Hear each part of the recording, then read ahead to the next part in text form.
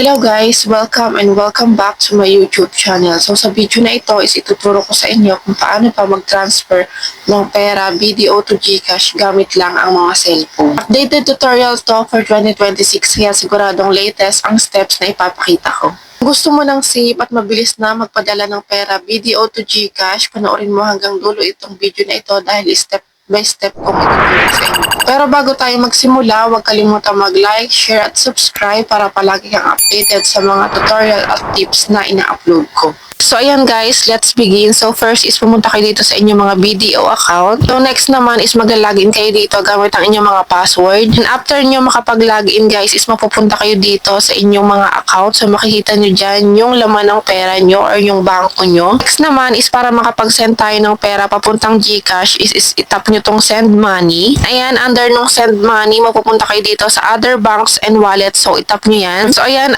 under naman itong other banks and wallet, nandyan yung send to account number, account name. Next is itap nyo tong send to, then makikita nyo dito, hahanapin nyo yung GCash. So ayan guys, scroll natin. So makikita natin dito yung GCash. So ayan yung GCash exchange, INC-GCash. So ayan, after nan is itap nyo tong GCash. The next step naman guys is maglalagay na tayo ng ating mga account number tsaka yung account name. Bale guys, ang ilalagay nyo pala dito sa account numbers, ito yung number nyo sa may GCash. Siguraduhin nyo lang na tama yung number nyo dito kasi kapag mali yan, isa iba yung mapupunta. So next naman is itong account name. Syempre, ito yung ang ilalagay nyo dito guys is yung name nyo sa inyong mga GCash account. So next naman guys is itong amount. So dyan yung i-enter kung magkano yung isasend yung pera. And then dito naman sa send from, so mamimili kayo dyan kung saan ba manggagaling yung perang isasend nyo. Then after nyo matap nyan is dito naman sa notes guys is optional lang yan. So, kahit hindi nyo nalagyan is pwede naman. So, after nyo makumpleto nyan is itap nyo na tong send dito sa baba.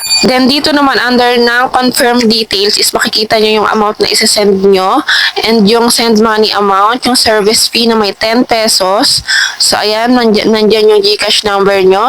Then, after nan is itap nyo na tong confirm. Then, dito naman is maglalagay kayo dito ng inyong password or yung password nyo sa BDO. Then, ayan guys, mag-aantay lang tayo ng ilang minutes and then magko-confirm na yan. So, ayan guys, makikita nyo dito is nakalagay is sent. Ibig sabihin, nag-send na yung money natin sa GCash. Then, para ma-check natin is pumunta tayo dito sa ating mga GCash account. Mag-login lang tayo and then makikita na natin dito na send na yung pera. So, may balance ako dyan. So, nadagdag lang. So, ayun lang guys. Sana nakatulong sa inyo itong video na to. At ayun guys, ganun lang kadali mag-transfer ng pera BDO to GCash ngayong 2026 gamit lang ang ating mga cellphone. So, sana guys, nakatulong sa inyo itong tutorial na to, especially sa mga first time pa lang nagagawa ng bank transfer. Kung may question kayo or may gusto pa kayong tutorial is i-comment nyo lang sa baba at gagawa natin yan ng video. So ayun lang guys, sana nakatulong sa inyo itong video na ito and don't forget to like, share, and subscribe para palagi kayong updated sa mga video tutorial na ina-upload ko.